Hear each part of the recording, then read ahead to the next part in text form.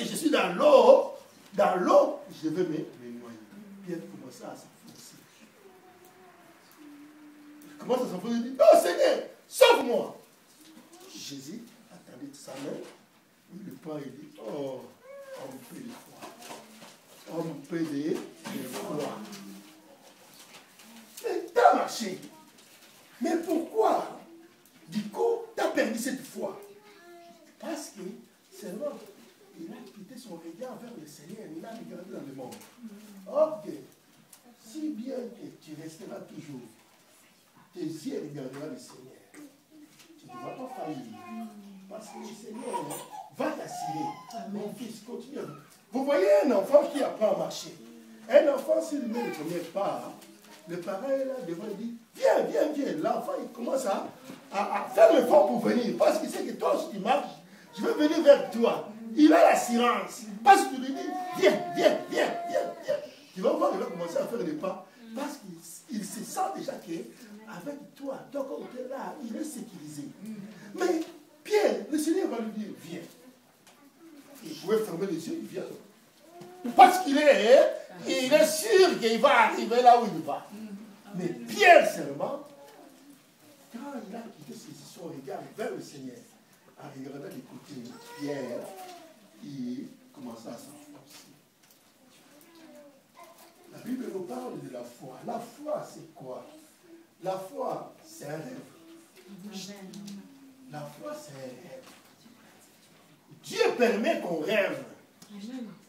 Il faut qu'on rêve. Amen. Dans ces rêves-là, quand on rêve, et c'est maintenant que ça devient la réalité. Amen. Mais comment? Voilà pourquoi, dans le livre des Hébreux 11, la Bible va nous dire que, dans le livre des Hébreux, Hébreux 11, la Bible nous parle que la foi, c'est une ferme assurance. Livre d'Hébreux 11, 1.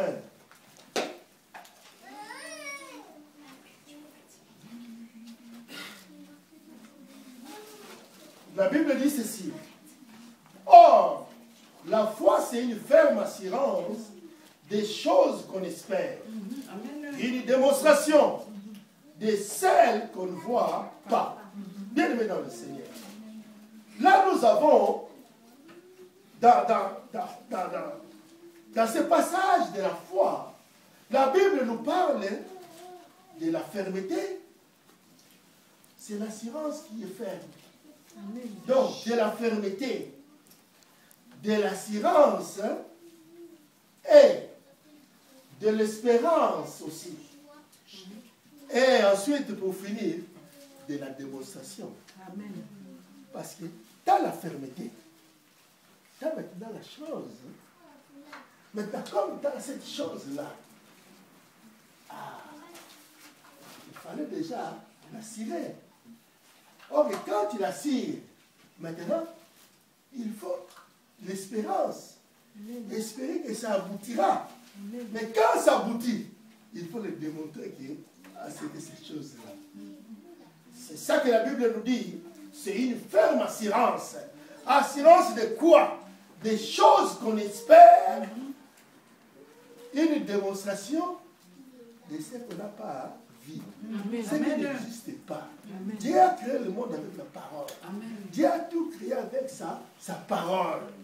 Mais maintenant, la Bible nous dit la foi est une ferme assurance. Bien aimé dans le Seigneur, nous avons la fermeté. Nous avons la fermeté. La fermeté, pourquoi la fermeté? Parce que nous devons avoir un esprit de décision. Amen. D'autorité. Amen. Donc, un esprit ferme. Tu dis non. Moi, si je vais là-bas, je serai accueilli. Tu vas, on te dit non, aujourd'hui, on ne peut pas t'accueillir. Mais viens demain, jusqu'à ce qu'ils vont t'accueillir. Parce que toi, tu sais que si tu vas là-bas, tu trouveras une solution, on va t'accueillir. Amen. Mais pourquoi tu n'iras pas? Là, déjà, tu mets ton foi à la fermeté. Amen. Tu dis non, je vais aller. Là, entendu que là, ils sont en train d'embaucher, d'engager des gens. Je vais aller me présenter là-bas. Mais quand tu iras, va avec la fermeté et avec l'assurance. Parce que là où je vais, il faut que j'introduise mon dossier, la personne qui lira. Ah, il faut qu'il me soit favorable. Amen. Donc, tu pars avec une fermeté, avec de l'assurance, que quand je déposerai mon dossier ici, je suis sûr que Dieu va agir. Amen. Tu n'as pas de travail. Tu cherches. Mais tu dis non. Bien-aimé, le travail que je faisais là-bas, si je retournais là-bas. Non, ça c'est du passé. Laisse le passé au passé. Voilà pourquoi Jésus avait dit à un disciple, laisse les morts enterrer leurs morts. Amen. Ça veut dire, laisse le passé au passé, maintenant suivre. C'est simple. Laisse le passé au passé. Mais, aujourd'hui, tu avais une vie hier. Tu dis non. Pourquoi ma vie est comme ça, Seigneur? Oh Seigneur, j'aimerais avoir un mari comme celle que j'avais avant. Ah non! Si tu avais quitté l'autre, c'est parce que ça ne marchait pas. Amen. Si tu retournes encore avec la même personne, les gens de la même personne, ça ne va pas marcher parce que tu as déjà fait cette expérience. Donc laisse le passé au passé. Il faut regarder l'avenir. Amen. Parce que l'avenir, c'est Dieu seul qui sait. Amen. Donc, toi qui vises, tu dis non. Si tu t'es passé, c'est passé. Maintenant, il faut du nouveau. Amen. Ça, la foi. Il faut mettre ta foi à l'épreuve. Mets ta foi devant. La Bible va nous dire ceci. Il faut le démontrer. Démontrer comment? Pour le démontrer, il faut que ça arrive. Parce que si tu ne vois pas, tu vas le démontrer comment? Quand tu pries, Seigneur, je vais avoir du travail.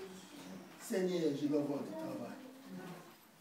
Dieu te dira, mon fils, sors seulement. Fais des recherches, moi je t'accompagnerai. Amen. Tu feras des recherches. Tu finiras par avoir. Parce que les jours, tu peux faire 100 demandes. Tu fais 100 demandes, tu écris des lettres. 100 lettres tu as écrit. Ben, chaque lettre, il y avait seulement. Partout tu avais écrit, il y a seulement une seule place que Dieu t'attendait là. Amen. Et toi, tu as écrit 100. Comme on t'a baillé. Ajoute encore un. Parce que Dieu t'attend quelque part. Amen. Comme Dieu t'attend quelque part. Quand tu arriveras seulement à ce point-là, tu vas voir Dieu te dire, ah mon fils, ma fille, maintenant moi je t'attendais ici. Ça c'est pour toi. Alors dans toi, tu vas aller devant. J'ai beaucoup cherché aujourd'hui. J'ai ça. Démontre maintenant. Parce que Taï, c'est que ta foi t'a conduit pour avoir. Amen. Seigneur, tu démontres maintenant les gens, c'est ça qui est m'a donné. Là, ça me fait un témoignage. Bien aimé dans le Seigneur. Je vais vous dire une chose. Moi, en 2005, j'ai créé l'entreprise en Suisse. Quand j'ai créé l'entreprise, j'avais des collègues, des entrepreneurs qui me poussaient quand je faisais mes études. Quand je faisais la maîtrise fédérale, et m'encourageaient dans des documents, dans des documentations, dans des livres. Il y avait... Donc j'étais vraiment encouragé. Ils me conseillaient, mon cher, finis tes études, on va travailler ensemble.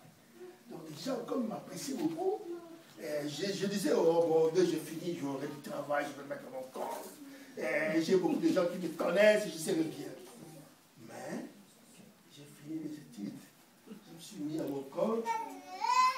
J'ai dit, bon, je vais écrire à mes connaissances. J'ai écrit 60 lettres. J'ai envoyé 60 lettres. Il y a une seule personne qui m'avait répondu. C'était aussi négatif. J'ai dit, mais Seigneur, qu'est-ce qui se passe? Mais sur 60 personnes que j'ai écrites, j'ai seulement une seule réponse. Dans la réponse, c'était écrit, nous sommes bien contents, comme ils écrivent toujours, de ton intérêt sur notre entreprise. Et malheureusement, nous avons d'autres corps de métier qu'on a l'habitude de travailler avec. Mais on trouvera une place pour toi